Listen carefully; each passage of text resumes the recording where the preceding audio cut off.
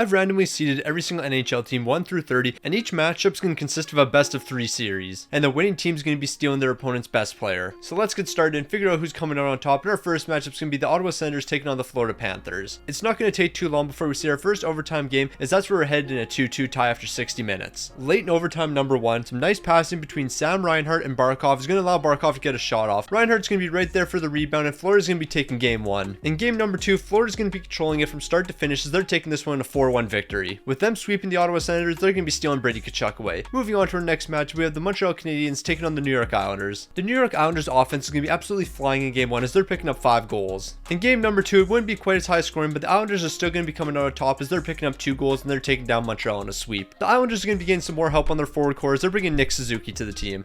Our next matchup is going to be featuring 2 of the top teams in the NHL, and that's the Arizona Coyotes taking on the Anaheim Ducks. Also, if you disagree that these are 2 of the top teams in the NHL, then you have to subscribe to the channel. The offense between these 2 teams would be absolutely flying, and after 60 minutes, we're heading into overtime in a 3-3 tie. Arizona's elite defense is going to be on display in overtime. Just 30 seconds in, Toronto's going to find Strome heading towards the net. He's going to get the puck, get a quick wrist shot off. He's beating the goaltender, and Anaheim's taking game 1. And in game 2, we're seeing ourselves a John Gibson masterclass. He's completing the shutout as Anaheim's off to the next round. From the Arizona Coyotes, the Anaheim Ducks are going to be adding an elite playmaker to the team in Clayton Keller. Our next matchup is going to feature a Stanley Cup finalist in the Vegas Golden Knights, and they're taking on the Winnipeg Jets. As we know, Winnipeg's an elite team in NHL 23, so it's no surprise that they're smoking Vegas in game 1 5-1. And then in game 2, the Winnipeg Jets are going to keep on rolling, and with the help of a Pyong empty netter, they're taking this one 4-2, and they're completing the next sweep.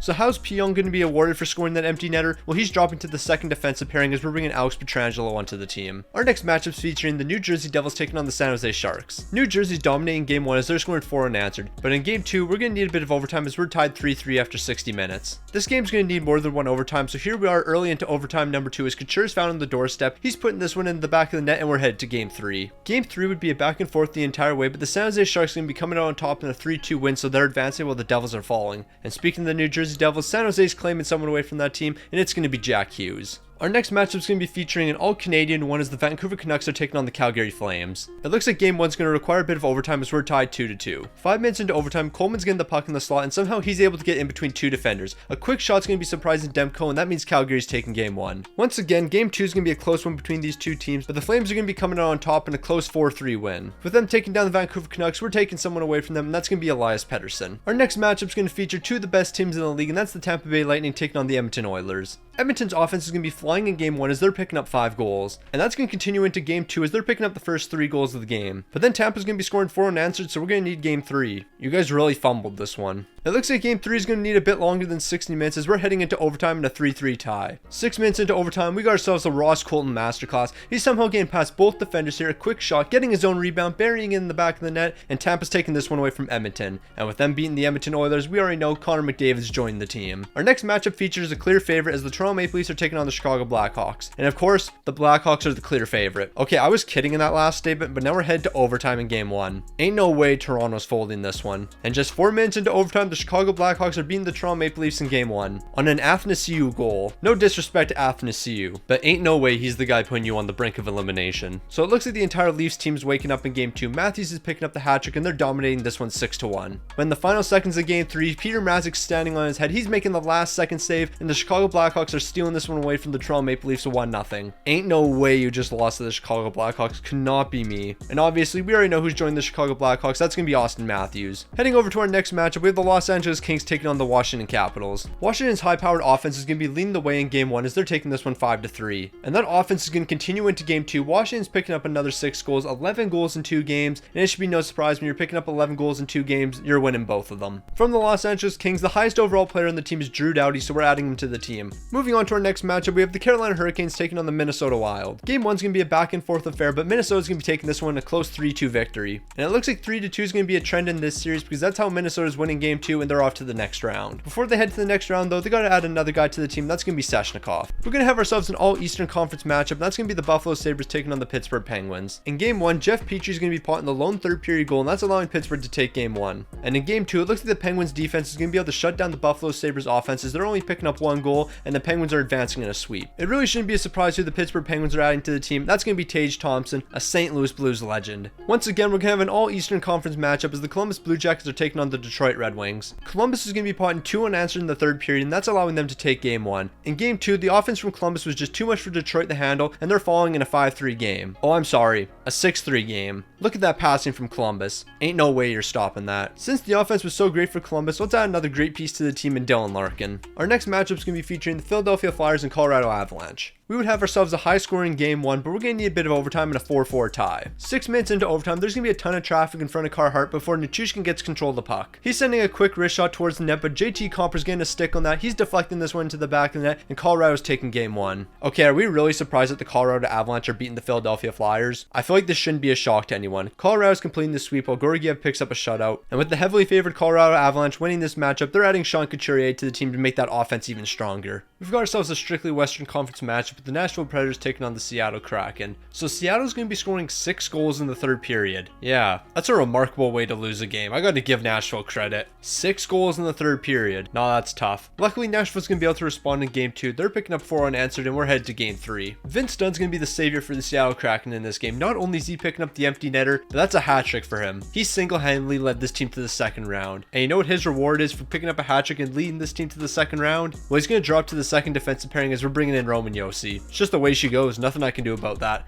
Our next matchup's going to be a good one as we have the St. Louis Blues taking on the New York Rangers. We're going to have a ton of players playing against their former team. In game number 1, the Rangers are going to come out flying. They're picking up 6 goals, so they're stealing this game away. And in game 2, although Binder's having a fantastic game, Shesterkin's having a better one as the Rangers are taking this one 2-1. From the St. Louis Blues, the New York Rangers are going to be selecting Jordan Kyrou. Now, respectfully, Robert Thomas should be a 90 overall. This statement definitely includes zero bias whatsoever. Nope, there is no bias with me being a St. Louis Blues fan or a massive Robert Thomas fan. No bias whatsoever. Moving on to our final matchup of the first round, the Dallas Stars are taking on the Boston Bruins. Game number 1 is going to need a bit of overtime as we're tied 5-5 after 60 minutes. In literally the final seconds of overtime, some nice passes from the Dallas Stars are going to find Jamie Benn on the doorstep. He's burying this one in the back of the net with 0.4 seconds left in OT, and the Stars are taking this one 5-6. And in game 2, the Boston Bruins offense refuses to be stopped. 7 more goals. They've already picked up 12 goals in 2 games. This team's absolutely rolling, and they're going to keep on rolling as the Dallas Stars can't stop their offense. Brad Marchand's picking up the empty netter, and Boston's taking this one 4-2. Since Boston had a slower game 3 and only picked up 4 goals, we got to bring some more offense onto the team. So Jason Robertson, welcome to the Boston Bruins. With the first round officially in the books, we're down to 16 teams, and we're starting off with the Florida Panthers taking on the New York Islanders. The Islanders are going to be picking up 3 crucial goals in the first period, and that's allowing them to take game 1. And in game 2, we're going to see ourselves a Sorokin masterclass. He's picking up the shutout, and the Islanders are taking this in a 2-0 series. From the Florida Panthers, we're picking up a guy that's been dominating the postseason so far, and that's Matthew Tkachuk.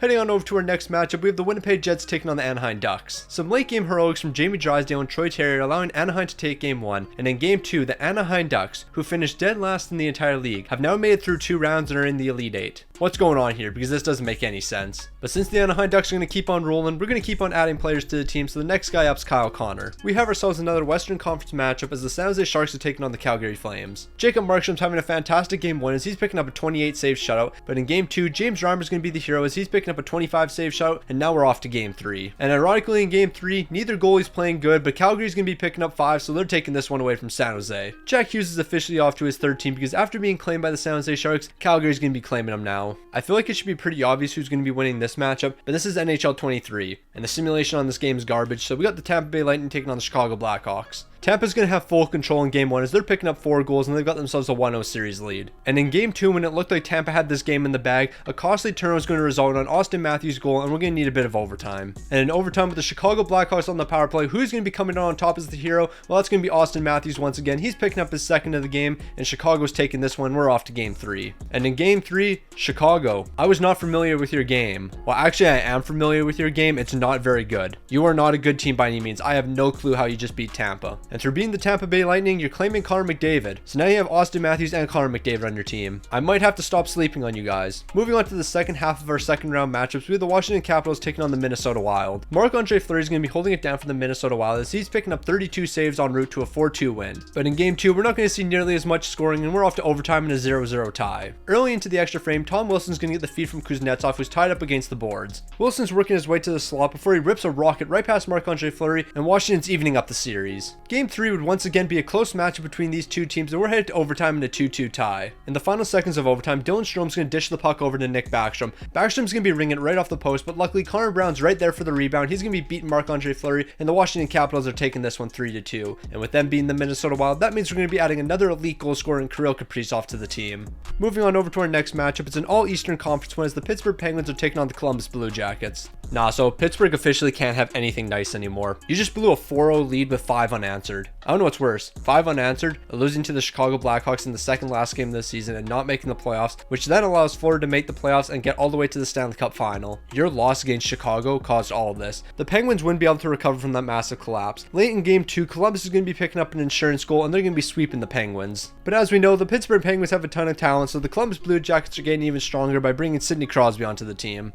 We're almost finished up with our second round matchups, and now we have the Colorado Avalanche taking on the Seattle Kraken. We have the privilege to witness a Martin Jones masterclass. He's picking up a 37 save shot while Morgan Geekie's picking up 2 goals, and Seattle's dominating game 1. In game 2, once again, 3 goals is going to be more than enough for Seattle, and they're taking down the Colorado Avalanche in a 3-2 game. And through beating the Colorado Avalanche, they're adding one of the best players in the game onto their team in Nathan MacKinnon. We've reached our final matchup of the second round. We got the New York Rangers taking on the Boston Bruins. Brad Marchand's going to be leading the way for the Boston Bruins in game 1 as he's picking up 2 goals and they're taking this one. But in game 2, we're going to need a bit longer than 60 minutes as we're headed to overtime in a 5-5 tie. With 5 minutes left in overtime, Jake DeBrusk is going to be bringing the puck into the offensive zone. He's going to find a trailing Zacha who's wide open in the slot. Zacha's going to have tons of time, so he's going to work his way to the net before getting a quick wrist shot off, which is beating Shesterkin, and Boston's completing the sweep over the Rangers. And that's a massive win for the Boston Bruins because their forward core continues to get better as now they're bringing Artemi Panarin onto the team. Now that the second round's been completed, we're officially down to our Elite 8, and our first matchup's going to see the New York Islanders taking on the Anaheim Ducks. The Anaheim young core is going to be carrying the way in game 1 as Jamie Drysdale and Trevor Zegras are picking up the lone goals of the game, and Anaheim's taking this one 2-0. In game 2 though, the Islanders aren't going to be rolling over as they're picking up the first 5 goals of the game, and we're headed to game 3. And in game 3, it looks like Anaheim's offense isn't going to be able to respond. The Islanders are going to be taking this one 3-1, and they're moving on. From the Anaheim Ducks, we're going to be bringing Kyle Connor onto the team. Moving on to our next matchup, we're going to see the Calgary Flames taking on the Chicago Blackhawks. The Chicago Blackhawks continue to keep on rolling, and they're taking game 1 2-1. Okay, we actually need to sit down and have this conversation. How are the Chicago Blackhawks winning games here? They've won 3 straight games, they're entering the Final Four, and they're the Chicago Blackhawks. If they beat the Islanders and somehow make it to the finals, I'm going to lose my mind. Before we get to that though, the offense for Chicago continues to get better. Now they're adding Elias Pettersson to the team. We have an all-Eastern Conference matchup as the Washington Capitals are going to be taking on the Columbus Blue Jackets. Game 1's going to be a high-scoring one, but we're going to need a bit of overtime after 60 minutes as we're tied 5-5. And one thing I have to say was I was not familiar with this new rule change where you can just run the goalie, and as long as it gets in the back of the net, it counts as a goal. So Washington's taking game 1. In game 2, we're in a similar situation to game 1 as we're going to be headed to overtime once again. This time around in overtime, we're seeing a legit goal as Connor Brown's picking up the puck behind the net. A quick pass over to Backstrom. He's one-timing this into the back of the net,